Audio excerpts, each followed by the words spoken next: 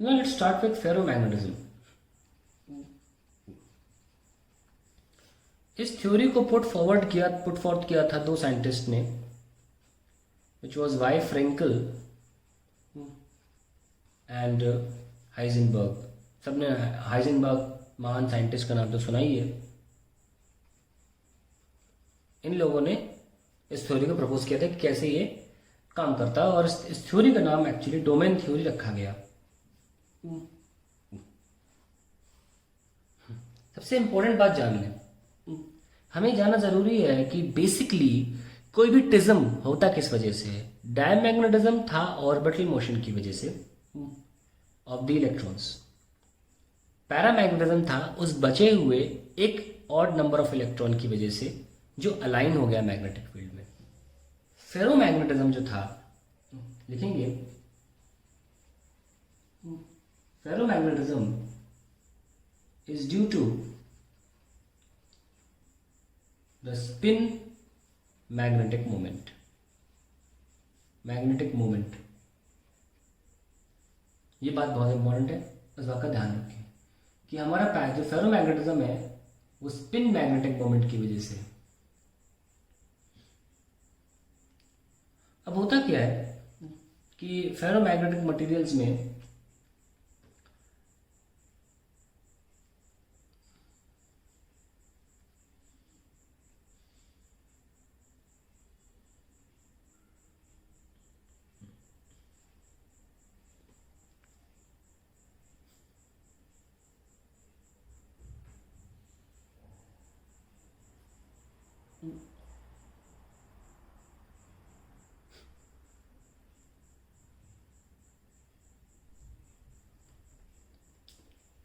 There is a force,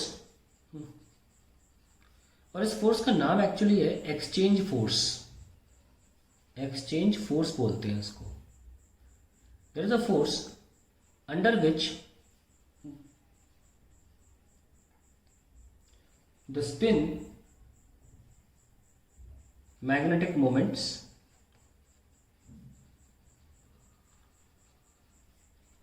align parallel to each other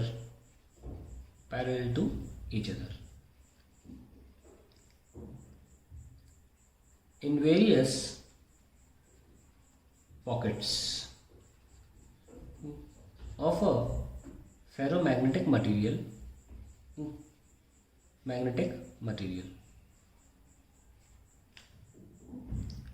in an individual pocket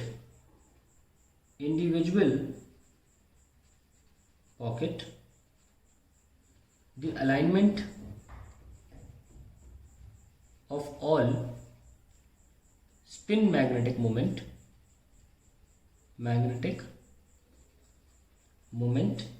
is same. However, different pockets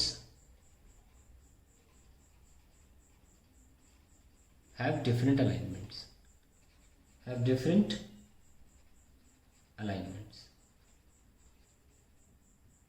These pockets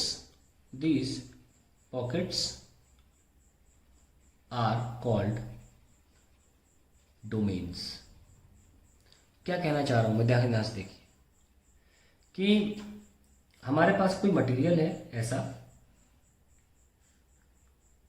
एक force के कारण, जिसको exchange force बोलते हैं, जिसके बारे में बात नहीं कर सकते क्योंकि ये एक्सचेंज फोर्स जो होता है इसकी सारी की सारी explanation is given by quantum mechanics, और क्वांटम मैकेनिक्स हमारे स्कोप ऑफ सिलेबस के बियॉन्ड है, पर हम पता है कि क्या, और इस फिनोमेना को एक्सचेंज कपलिंग भी बोलते हैं। इस शब्द का प्रयोग अच्छी किताबें करती हैं एक्सचेंज कपलिंग का। आप एचसी वर्मा में देखेंगे आपको एक्सचेंज कपलिंग वर्ड मिल जाएगा, और एक्सचेंज फोर्स कुछ और किताबों में मिल जाएगा, जैसे मैंने भी लिख दिया यहाँ पे एक्सचेंज फोर्स।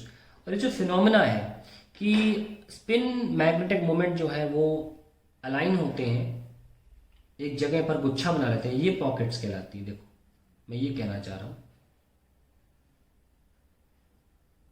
कैसा को बना लो डायग्राम, उससे कोई फर्क नहीं पड़ता, कुछ भी बना लो, कुछ भी जैसा बना लो। पर अब इसमें क्या है, इसमें अलग ये जो रीजन मतलब पॉकेट्स बनाई है मैंने, इसमें इसके अंदर इंडिविजुअली सारे स्पिन एंगुलर स्पिन क्या बोलते हैं, मैग्नेटिक मोमेंट तो सेम डायरेक्शन में होंगे, पर हर पॉकेट का डायरेक्शन अलग अलग होगा, और इस एक पर्टिकुलर पॉकेट को हम बोलते हैं डोमेन। ठीक है, so you just need to make different directions में, लेकिन एक पर्टिकुलर पॉकेट को हम डोमेन बोलते हैं जिसमें सारे spin magnetic moment same direction में अलाइंड होते हैं, इनको बोलते हैं डोमेन। और ओवरऑल क्या है, डोमेन्स। तो जिस वक्त ये किसी मैग्नेटिक फील्ड में एग्जिस्ट नहीं करता, मतलब मैग्नेटिक फील्ड सराउंडिंग में नहीं होती, ये फेरोमैग्नेटिक मटेरियल इस तरीके से रखे रहते हैं। अब डोमेन के बारे में आपको बताऊं कि डोमेन एग्जैक्टली हम डिफाइन अगर करना चाहें तो डोमेन कैसे डिफाइन करते हैं, आइए देखते हैं।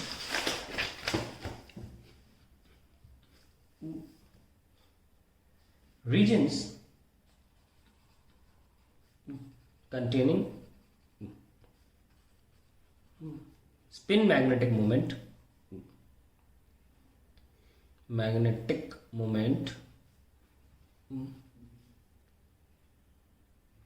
aligned parallel to each other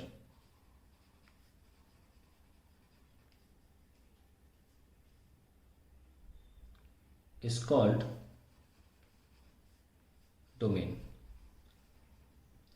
अब डोमेन में क्या होता है, एक डोमेन का साइज जो होता है वो अप्रोक्सीमेटली 10 की पावर -8 से 10 की पावर -12 मीटर क्यूब का होता है। But it's a volume, it's a volume reason.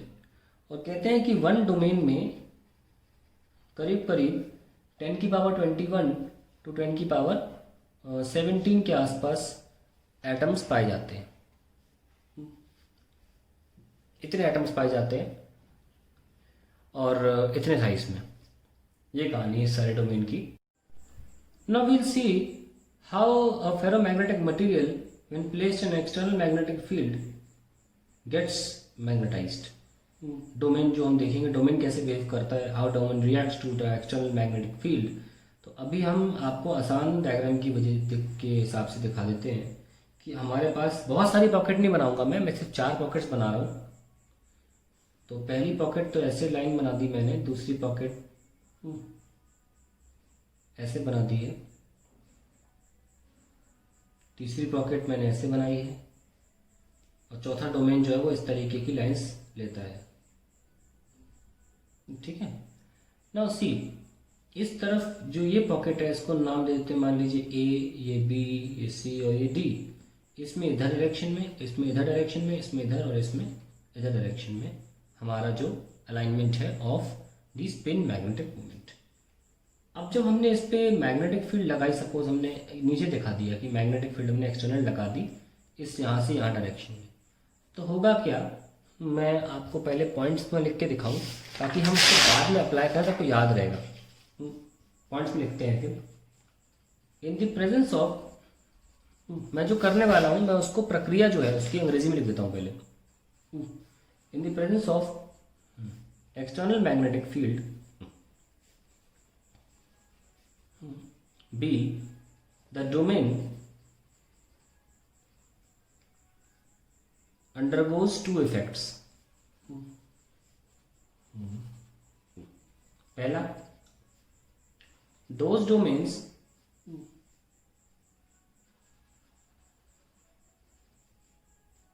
which are oriented या विच आर अलाइंड लिख सकते हैं इन direction of applied magnetic field,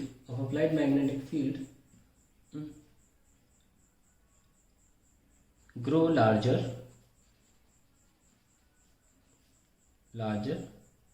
and the domains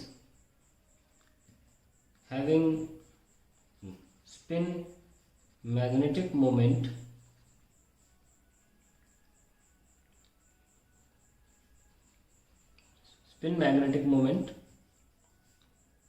and the domains having spin magnetic moment in not in direction, not aligned along external magnetic field get reoriented हम bracket में सकते हैं tend to align themselves, पूरी तरह तो align नहीं हो पाएंगे पर टेंड टू अलाइन देमसेल्स। अभी देखना जो मैंने अंग्रेजी में लिखा है मैं उसको कैसे डायग्राम से दिखाऊंगा। और दूसरी बात इंपॉर्टेंट यहाँ पे ये आ जाती है कि ईच पॉकेट या domain also applies a force, जिसको हम एक्सचेंज फोर्स कह रहे हैं, exchange force on the other domains to align them in direction of applied field। ये थी बेहतरीन बात है। जैसे कि मैंने आपको बना के दिखाया था वो वाला डायग्राम कि जब हम एक्सटर्नल फील्ड लगाते हैं तो जब ये अलाइन हो रहे होते हैं ना तो ये अपनी खुद की भी एक फील्ड जनरेट करते हैं जो बाकियों पर पहुंचाते हैं। ये सब के सब आपस में मदद करते हैं एक दूसरे की, सबको अलाइन करने में। ऐसा नहीं सिर्फ एक्सटर्नल फील्ड ही काम कर रही है, जैसे जैसे अलाइन होते हैं ये अपनी एक फील्ड पैदा करते हैं जिसकी वजह से बाकी डोमेन जो हैं वो अलाइन हो सकें। तो हम इसको अंग्रेजी में कैसे लिखेंगे?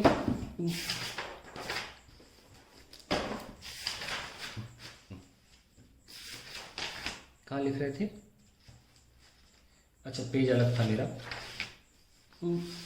Each pocket also applies a force on the other domains, और वो फोर्स कौन सा? एक्सचेंज फोर्स, जो कि मैंने क्वांटम मैकेनिक्स के से पता चलता है कि कैसे वो काम करता है। वही वाला फोर्स की बात कर रहे हैं यहाँ पे। तो each domain also applies a force on the other domains to align them in direction of applied magnetic field, magnetic field, and it is due to this reason, that ferromagnetism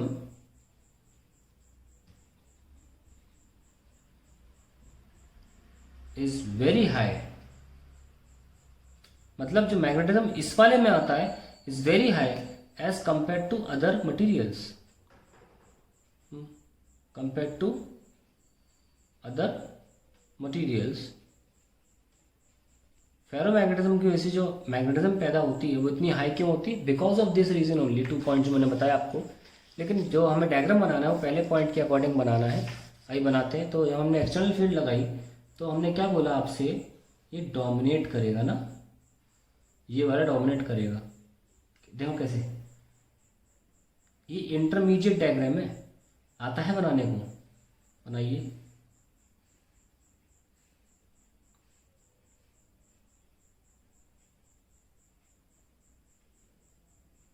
ये तो बिल्कुल ही खत्म हो गया नीचे वाला, है ना।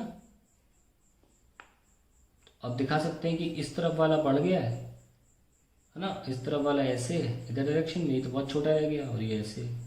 और फाइनल डायग्राम जो बनाने जा रहा हूँ उसमें मैं आपको क्या दिखाऊंगा, फाइनल मैग्नेटिक स्पेसिमेन दिखाऊंगा। ध्यान से देखिएगा, वो वहाँ पे आपको दिखेगा रीओरिएंटेशन का मतलब क्या होता है।